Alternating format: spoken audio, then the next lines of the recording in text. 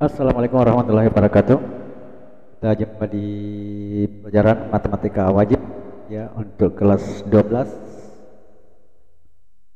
Kali ini sebagai pertemuan awal kita akan membahas atau mengenalkan definisi-definisi dari beberapa istilah. Ya. Konsep geometri ruang. Ya. Mungkin kita sering tahu itu ada titik, ada garis, ada bidang, sering kita dengar. Ya. Namun arti yang sebenarnya atau definisi dari istilah-istilah tersebut belum kita tahu ya, belum terlalu familiar. Ya. Nah, sekarang kita akan mencoba mendefinisikan dari istilah-istilah tersebut. Titik. Nah, titik itu adalah sebuah nokta yang dilambangkan dengan ya seperti ini, warna merah. Titik, titik satu, titik dilambangkan dengan nokta seperti itu. Nah, ini dia gambarnya titik ya, seperti itu pengertiannya. Sekarang garis. Kalau garis itu merupakan himpunan titik-titik yang anggotanya lebih dari satu. Jadi garis pendek ya dianggap itu ada titik lebih dari satu. Dan titik itu berderet ke arah yang berlawanan hingga jauh tidak terhingga ya.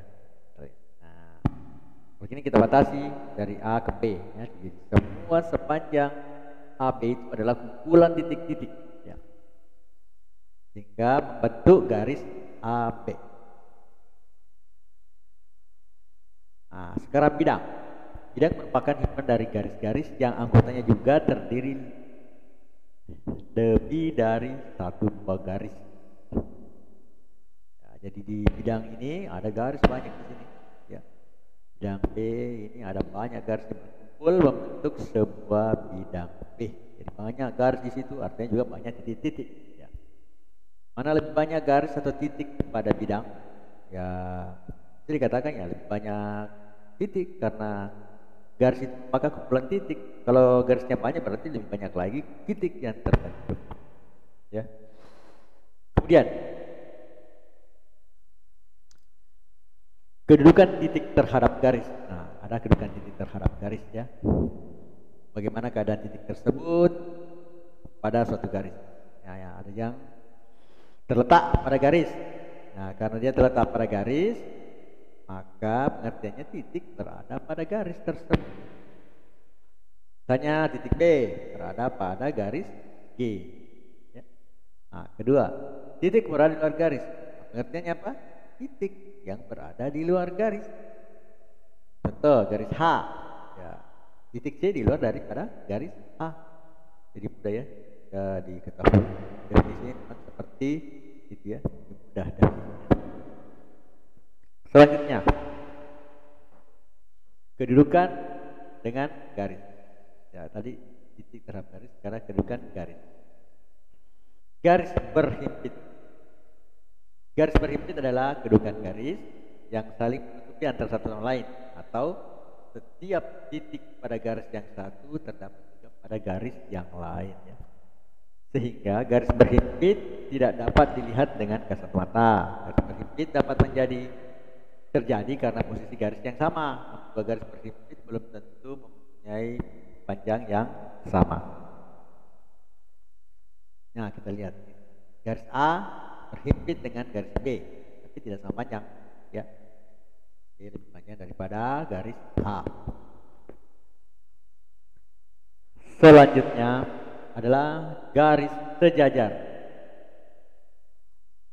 Garis sejajar adalah suatu kedudukan dua garis yang pada bidang datar tidak mempunyai titik potong walaupun kedua garis tersebut diperpanjang. Secara geometri kesejaran garis tidak pernah akan bertemu dengan yang lainnya karena mempunyai kemiringan yang sama atau gradien yang sama kalau dalam bentuk persamaan garis lurus ya, ada gradiennya. Jadi tidak akan pernah ketemu meskipun diperpanjang ya. Garis-garis sejajar tidak harus sama panjang. Jelas tidak akan pernah ketemu. Nah, ini misalnya A titik A, garis A dan AB dengan garis DD ini. Kalau diperpanjang tidak akan pernah ketemu. AB diperpanjang terus, DD juga diperpanjang, tidak akan pernah ketemu. Maka itu disebut garis sejajar.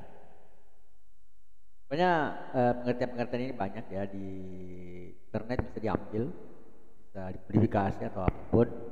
Yang jelas pengertiannya ya seperti ini, garis sejajar artinya intinya tidak akan pernah ketemu dan dia satu bidang. Nah itu yang perlu ya. Nah ini kalau tidak sejajar, kalau di ini EFGH ini kalau dilanjutkan akan berpotongan di sini, titik sini ya. Nah, potongan di titik sini yang ada tanda panah hijau, garis tidak sejajar.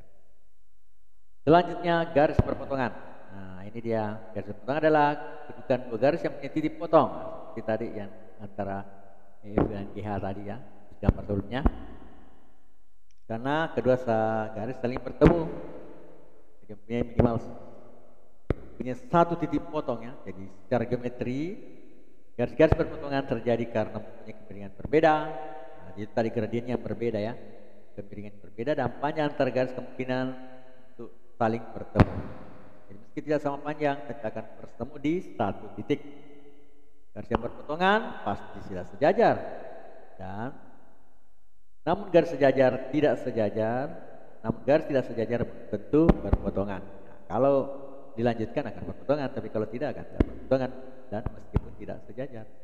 Ya begitu. Nah inilah garis berpotongan, misalnya IJ, garis IJ dengan KL yang berpotongan di titik ini ya. Nah sekarang ada garis bersilangan.